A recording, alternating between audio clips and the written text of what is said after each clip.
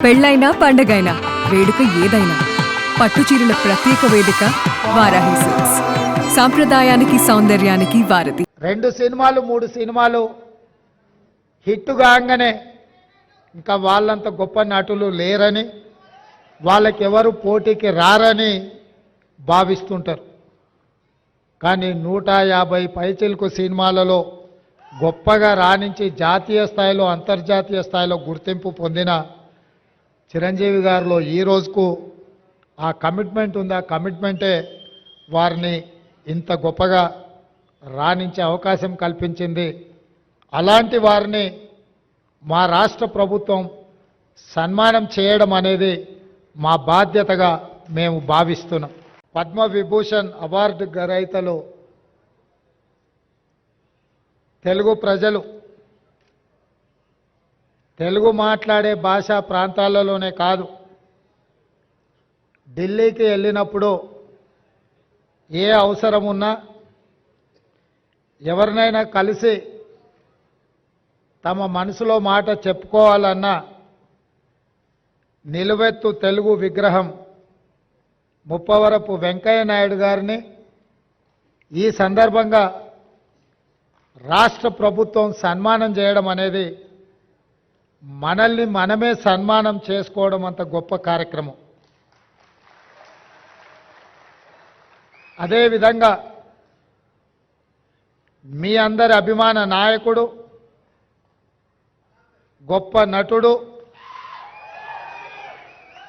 పున్నమి నాగు సినిమాలో నటనలో a commitment ఉండేనో Uyyalawada Narasimha Reddy cinema సందర్భంగా చేసిన నటనలో అదే కమిట్మెంట్.